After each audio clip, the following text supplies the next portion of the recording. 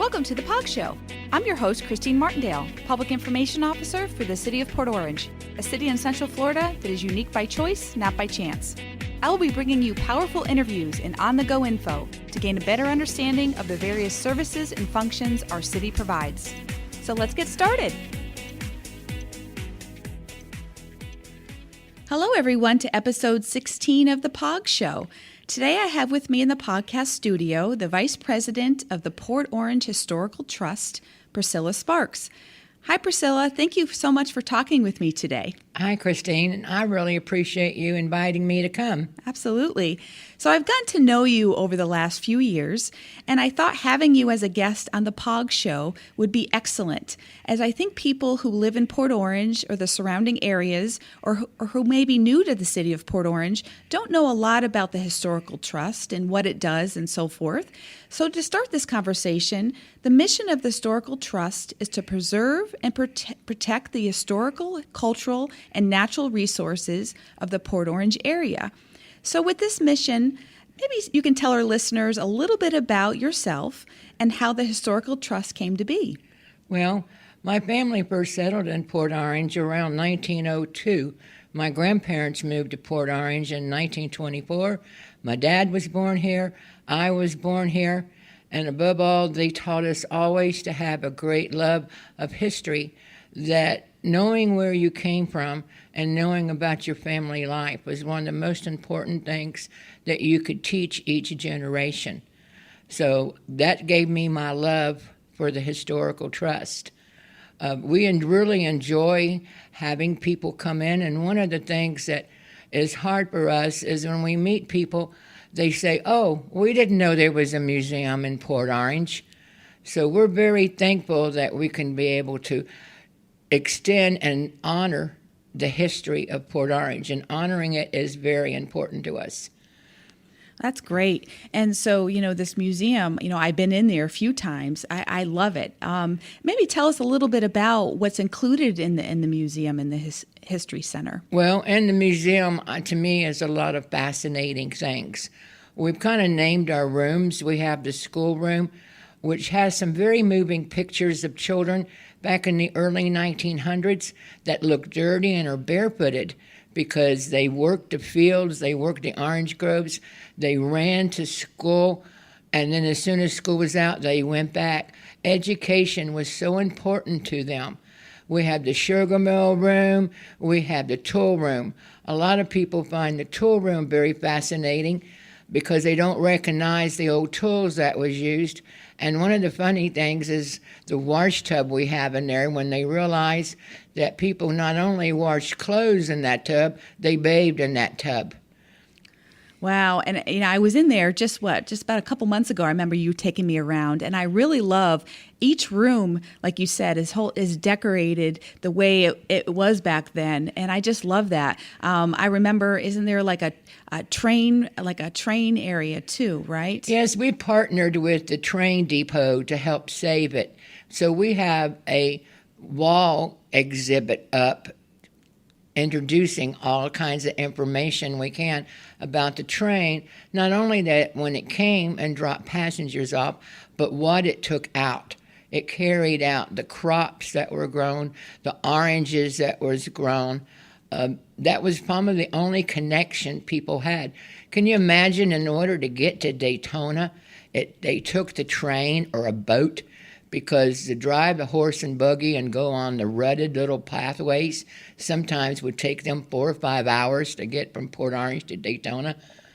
I know. I cannot believe that. I know. And, it's just such a great place. When people come in, you probably have a whole variety of ages, correct? I'm sure you do. Yes, we do. And most of the people we have come in this time of the year are coming back down here from up north. So we're getting in a lot of the older generation, or I should say my generation. But we go summertime, we get a lot of children in, but we try to offer tours. We offer that we will open up the museum any day, any time. If a group would like to bring in the scouts or a classroom, we would love to have the children, because the history is not taught in the schools the way it used to be.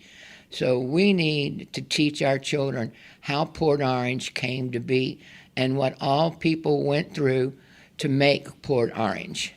Absolutely. You know, my last guest was Pete Ferreira from our Parks and Recreation, and, you know, we're redoing our rec center here.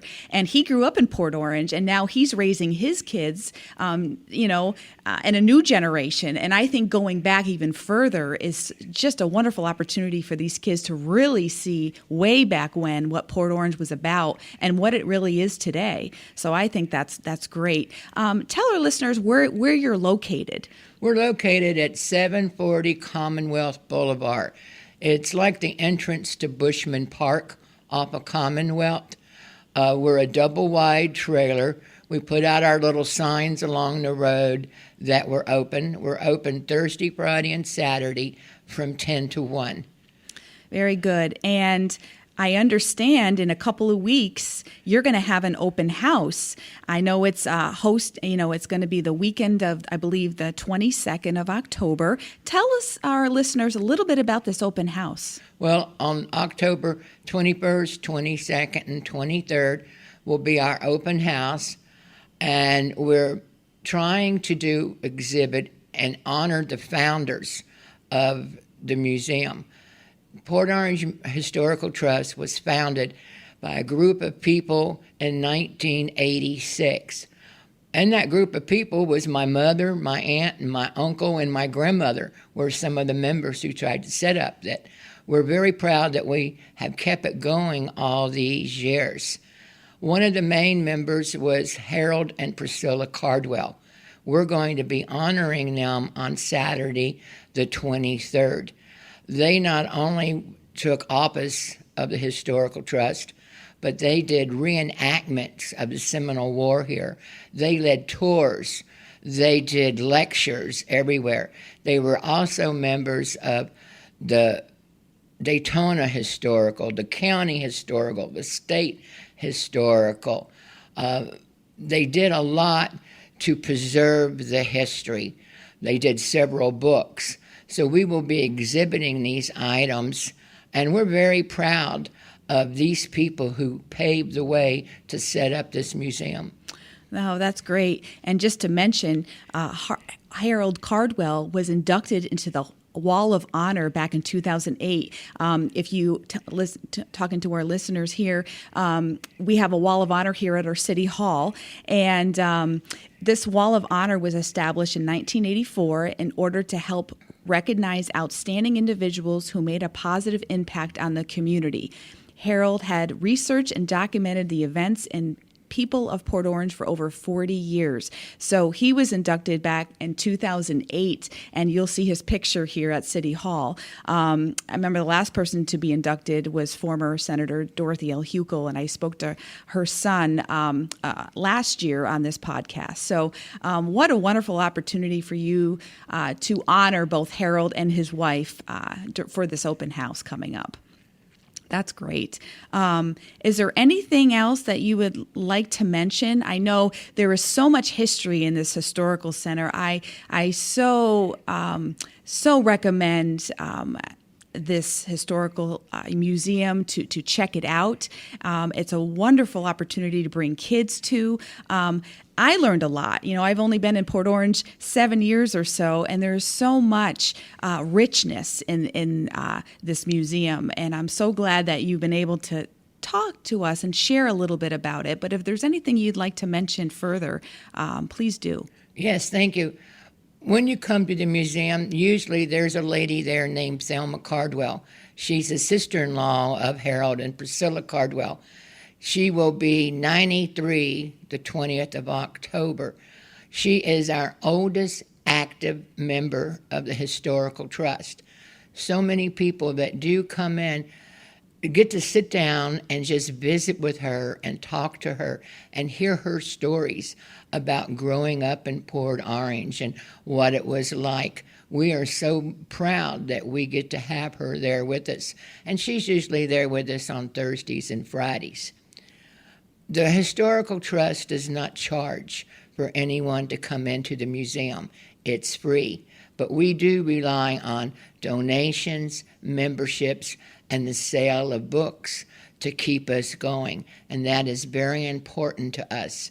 So we're just so excited about the open house, the 21st, 22nd, and 23rd, and we invite anyone and everyone to please come and see our beautiful museum and share some time with us. Absolutely. And one question I wanted to ask you too. So, if they want to set up tours in the future, how can they reach you other than stopping in? Is there an email address or a phone number that they can contact you at? Please email us at POG740@AOL.com.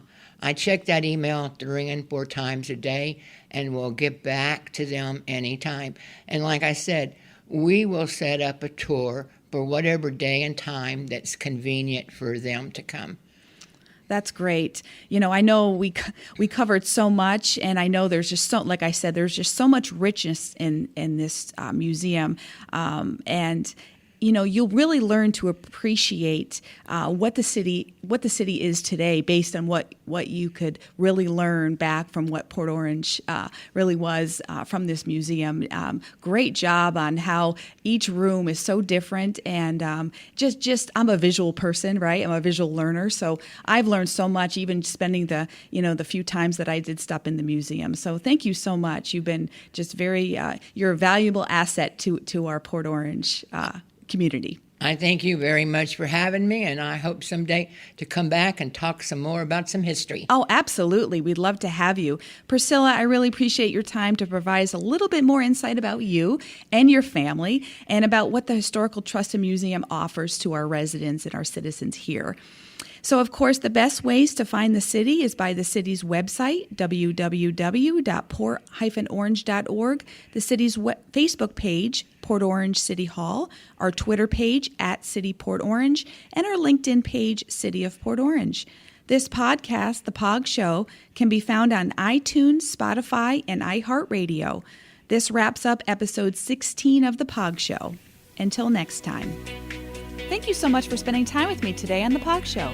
We've only just begun, and with you sharing, subscribing, and leaving a 5-star review for this podcast is really going to help launch us to the next level together.